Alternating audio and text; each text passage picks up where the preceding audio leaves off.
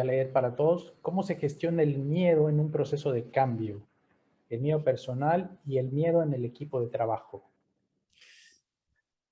Mi sensación es que el miedo es fundamentalmente individual y que pasa a ser un miedo colectivo cuando no lo compartimos. Cuando alguien dice tendríamos que cambiar, otro dice igual sí, pero hay gente que se puede enfadar, ¿no? Y es en este sentido que el primer elemento de lo que plantea Kotter, esta lógica de utilizar el, el, el sentido de urgencia, el debate franco, el mirarnos al espejo, es clave porque entonces, digámoslo así, el miedo nos bloquea para generar un cambio necesario. Pero cuando visualizamos que la necesidad que tenemos es más importante que el miedo, nos conjuramos para superar el miedo. Por tanto, el miedo necesita ser compartido para que todos los que forman parte de la organización mmm, encuentren la manera conjuntamente de superarlo. Y por eso también es importante la lógica de la participación, porque un grupo muy pequeño es muy difícil, puede ser los comisionados de la Junta Nacional, tienen tienen mucha presión, pueden plantearse que un cambio es muy costoso. Crear sistemas participativos tienen mucha fuerza. Y en esto también yo diría, si me permites, Raúl, lo ligo con otra pregunta, la de Jorge Salas, sobre cómo nos podemos dar cuenta que nuestra organización Scout necesita empezar un cambio, que es que las dos cosas van de lado. Es generar un debate sobre los retos del mundo de hoy y cómo nosotros, nuestra capacitación de jóvenes, le da respuesta. Y hacerlo dando voz a los jóvenes, haciendo que ellos sean protagonistas explicando. Ellos saben, los chicos y chicas de Benjamin Constant sabían cuáles son los retos que tenían en su contexto, que un porcentaje enorme de chicos y chicas no llegan a los 25 años, sea por drogas, sea por violencia, sea por asesinatos.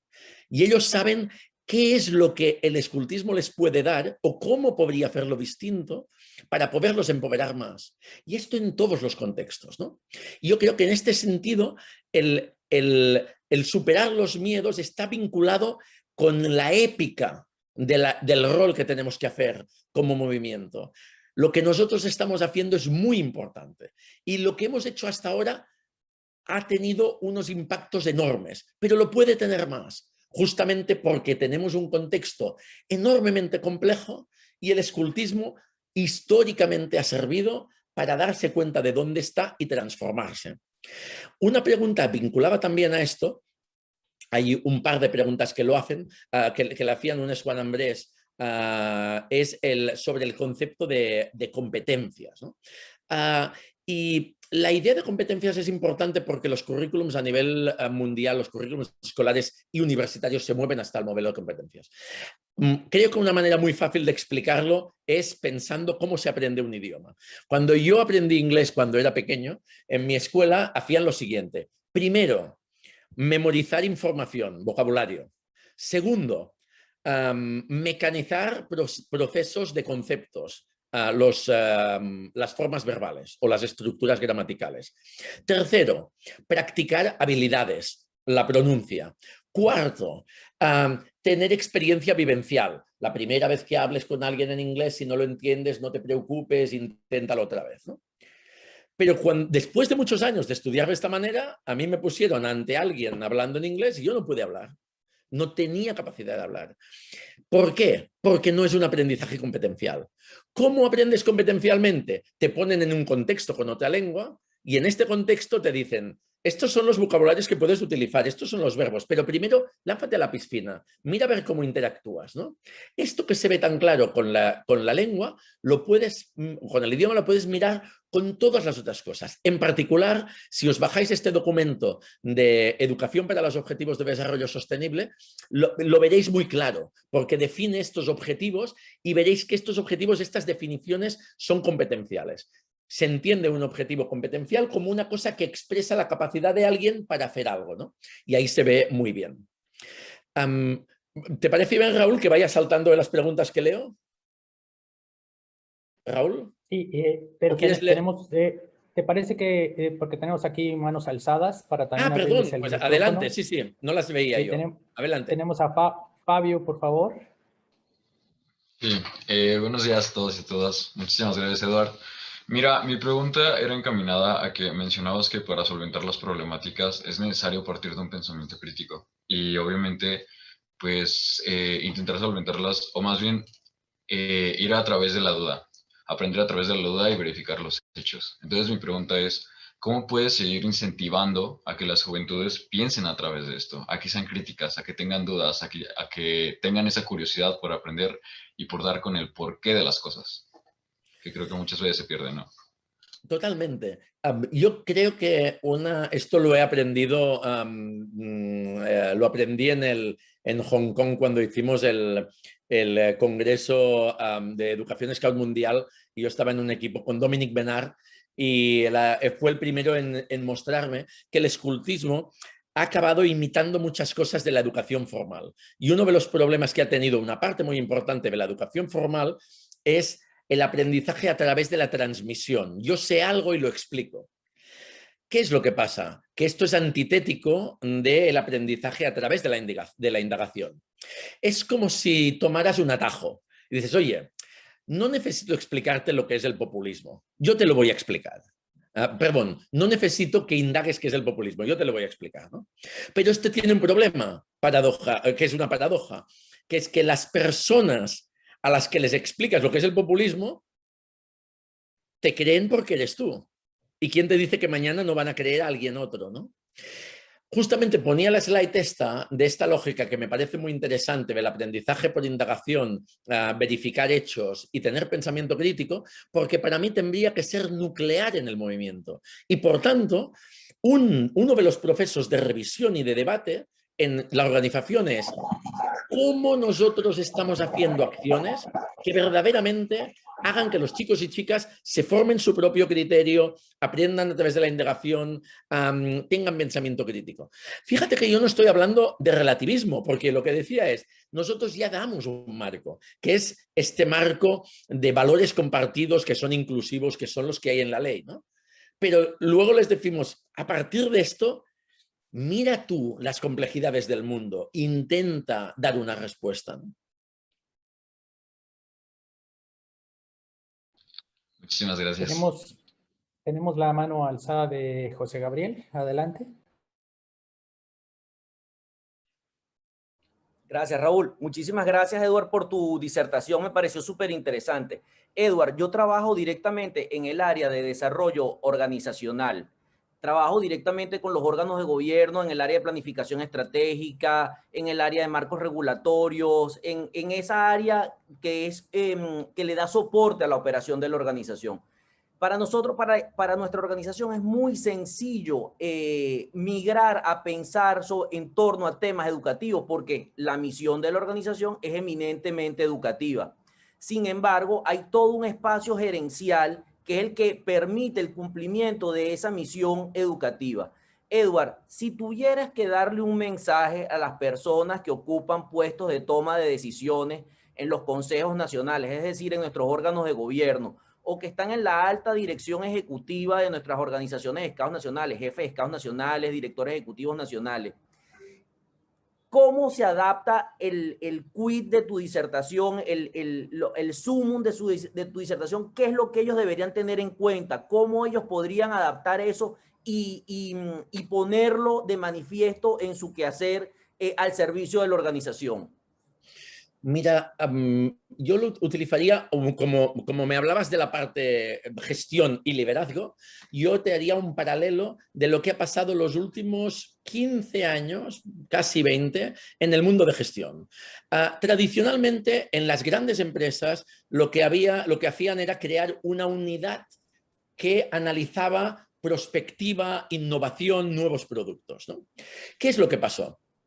Lo que pasó es lo que le pasó a Kodak, que tenía la patente de la fotografía digital, pero decía, oye, pero nosotros nos hemos dedicado toda la vida a los carretes, esto de la digital no vale nada, ¡pam!, hasta que la digital se lo llevó por delante, ¿no? O a Nestlé, oye, tenemos las cápsulas estas para hacer, pero oye, ¿para qué queremos esto? Si tenemos Nescafé está muy bien, ¡pam!, al cabo de 30 años, o no sé si era, no me acuerdo cuántos años era, pero le quedaban pocos años de patente, lo llevan al mercado y era un blast, ¿no? ¿Qué es lo que han descubierto las organizaciones? Que es muy difícil que desde los órganos de gobierno y de gestión se pueda ir lo suficientemente rápido como para ver la transformación. Y por tanto te pasan las cosas por encima. Y este es un riesgo del movimiento. Que podemos estar aquí tan tranquilos porque, oye, si llevamos 100 años y de golpe, ¡pam!, desapareces, pasas a ser minoritario, irrelevante. Es por esto que un elemento clave es la capacitación. Tenemos que generar espacios de confianza que exploren, que experimenten, que den respuestas nuevas, que digan, en este entorno nunca habíamos hecho esto, a ver qué pasa. Y por esto también explicaba que una de las cosas interesantes del planteamiento de Kotter es crear estos equipos impulsores que no son los equipos de gobierno. Puede ser que haya alguien, uno que esté en los dos, pero no es lo mismo, porque estos son los que toman riesgos. Y esto está ligado a una pregunta que hacen desde Facebook Live, Nata Toya, ¿no? Que dice, ¿cómo aplicar estas herramientas si las necesidades de los jóvenes no coinciden con los que lideran el movimiento y pierde valor la participación juvenil? Bueno, pues pensando, ya sé que no somos una organización empresarial, pero si una empresa piensa, ¿qué quieren mis clientes? El movimiento Scout tiene que pensar qué necesitan los jóvenes. Y lo tiene que pensar desde la lógica Baden-Powell. Ask the boy, ask the girl. Tenemos que encontrar espacios para dar la voz, no para que nos cuenten su vida, para que nos digan cómo el movimiento puede dar respuesta a realidades que los que tenemos mi edad o tu edad no vemos de la misma manera que ven ellos, ¿no? Y por tanto, sintetizando la respuesta a lo que tú me preguntabas, yo les diría tomar riesgo, delegar responsabilidades a la hora de diseñar el futuro. No queráis controlarlo todo porque esto lleva a Kodak. Muchas gracias, Eduard. Excelente. Gracias, Eduard, y gracias, José Gabriel, por la pregunta. Tenemos una mano alzada más. Marcos, adelante. Hola, Eduard, un gusto hablar contigo. A ver si me hago entender.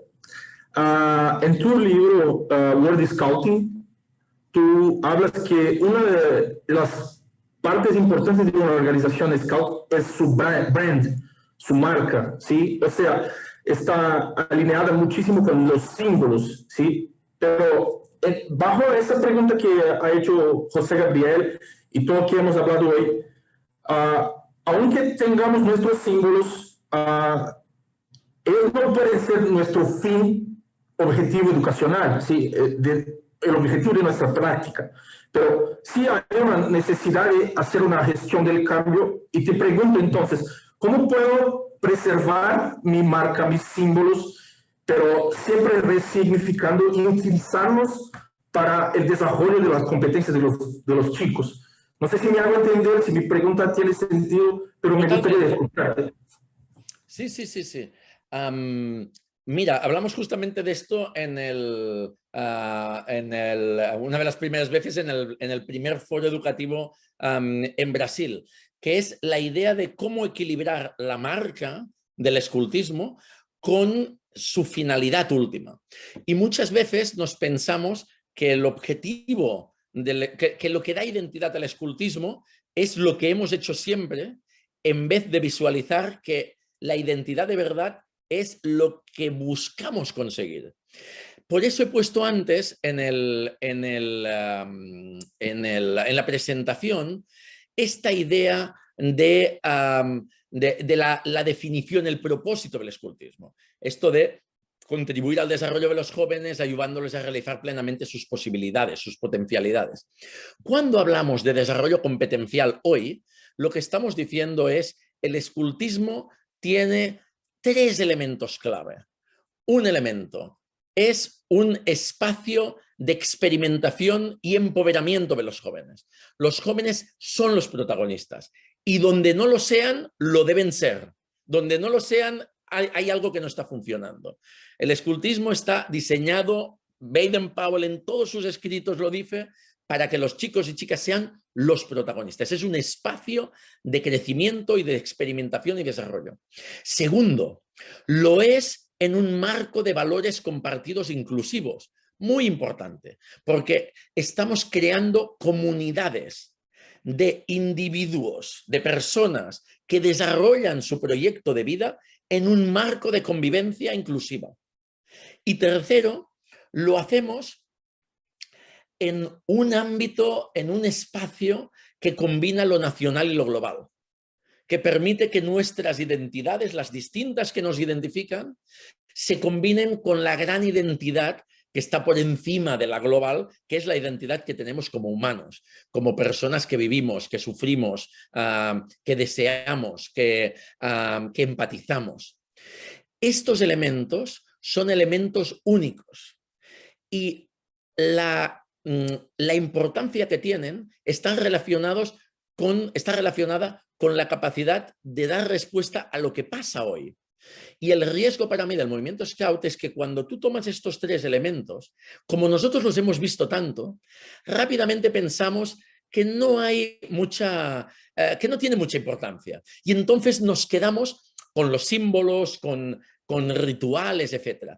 Los símbolos, los rituales, los colores de los uniformes, todo esto son medios, instrumentos que cambian. Y cuando tú lees a Baden-Powell, ves que lo cambió todo. Todo lo que se tenía que cambiar lo cambiaba. Y yo siempre he tenido la sensación de que cuando Baden-Powell murió, el escultismo se quedó en plan, bueno, no nos inventemos muchas cosas que no somos tan genios como él. Y yo diría, oye, ask the boy, ask the girl. Creemos una lógica que nos saque del miedo, que nos recuerde que nosotros estamos trabajando para este menino de Benjamin Constant, ¿no? Que estamos trabajando para el empoderamiento de chicos y chicas que están ya hoy viviendo en un mundo con mayor desigualdad, con mayor precariedad, con enorme complejidad, con mucha dificultad de ver cuál será su proyecto de vida. Y que en este campo el escultismo puede ser clave para dar respuesta. Y por esto decía antes, Marcos, que yo a veces, para sintetizarlo, digo que el escultismo tiene que ser más campo de experimentación que museo. Y los que ya tenemos nuestra edad tenemos tendencia a que sea museo, porque yo recuerdo lo que hacía a los 14 años y a los 16 y a los 12, ¿no? Pero oye, ya me pondré un museo en mi casa. El escultismo, campo de experimentación para los que hoy tienen 10, 12, 14, 16, 18. Obrigado a usted. Gracias, Eduardo, y gracias, Marcos, por la pregunta. Tenemos una última pregunta y nos quedan unos pocos minutos de Rubén. Y también, Eduardo, han quedado algunas en el chat que antes de que diéramos la palabra a nuestros participantes. Así que vamos a escuchar la de Rubén y vamos a ver si podemos responder alguna otra de las del chat. Adelante, Rubén. Buenos dias, Eduardo. Felicitações pela apresentação. Muitas graças. Hoje é o Dia Internacional da Biodiversidade. Essa semana teve lugar a Conferência Mundial sobre a Educação para o Desenvolvimento Sustentável, que, entre outras coisas, discutiu recente estudo da Unesco que analisou o programa educativo, os planos de estudos escolares ao redor de 50 países de todas as regiões do mundo. Mas a metade não hace referência ao câmbio climático. E só o 19% habla de biodiversidade. Gostaria de saber sua opinião, como vê o papel do movimento Scout em Lenar, né, para preencher este vazio. Muito obrigado. Y pienso que justamente yo he participado en esta conferencia que este año, que ha sido tenía que ser el año pasado, ha acabado siendo virtual. Y el punto de partida de esta conferencia es justamente el documento de 2017 de Educación para los Objetivos de Desarrollo Sostenible. Porque en realidad tenemos como dos niveles distintos, ¿no? Uno es si las acciones educativas hablan de los retos globales, acciones educativas de la universidad, de la escuela, del escultismo. Esto es uno. Pero el otro es si hablan, cómo hablan. Porque el problema que pasa en muchos países es que justamente se imagina que para frenar el cambio climático tienes que hablar del cambio climático en la escuela. Pero la clave del documento Educación para los ODS, Objetivos de Aprendizaje, es justamente que no es hablar del cambio climático únicamente lo importante, es capacitar. Y para esto se necesitan estas tres dimensiones de las que habla UNESCO, que es la dimensión cognitiva. Tienes que comprender qué es el cambio climático. Es una cuestión compleja, se tiene que comprender. Hay una parte socioemocional, tienes que tener un vínculo, te tiene que importar. Es alguna cosa que te tiene que hacer temblar, ¿no? Y finalmente tiene que haber una dimensión actitudinal. Te tiene que hacer actuar. Lo que es verdaderamente interesante es que cuando tú comparas lo que pasa en el ámbito escolar y en el ámbito del escultismo, en el escultismo, cuando el escultismo es verdaderamente vivencial, yo diría, cuando el escultismo responde a lo que el método Scout determina, la dimensión cognitiva, la socioemocional y la actitudinal se articulan conjuntamente. Y por tanto, yo creo que aquí tenemos que hacer un poco como un cambio.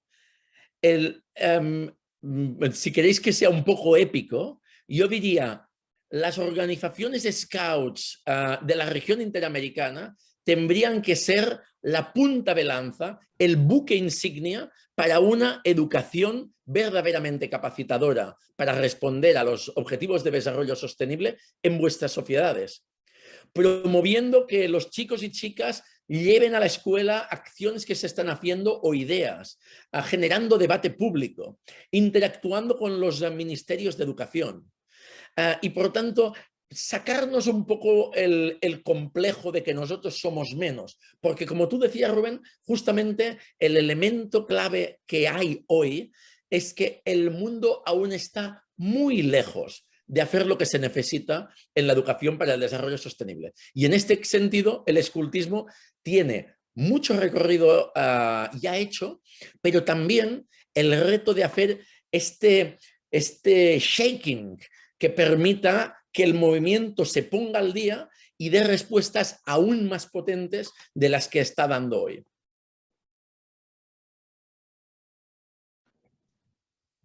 Gracias, Eduard, y gracias, Rubén. Vamos a aprovechar estos minutos que aún nos quedan. Tenemos algunas preguntas en el chat que quedaron pendientes. Creo que algunas las has ido respondiendo, pero aquí hay una pregunta que sería interesante escuchar tu respuesta. ¿Cómo mantener el cambio de forma infatigable hasta que podamos hacer lo requerido realidad? Yo en realidad, como dice Mauricio en el chat, yo soy Baden-Paulista. Y Baden-Paulista quiere decir que soy un fan de la capacidad de este señor de 50 años de ser hasta que se murió a los 90, a ser un infatigable cambiador permanente. El cambio debe ser una característica de la identidad de nuestro movimiento, porque el nombre movimiento justamente nos define porque somos cambiantes. Nos tendría que definir porque somos cambiantes. Sí, y por esto es tan importante el propósito del escultismo.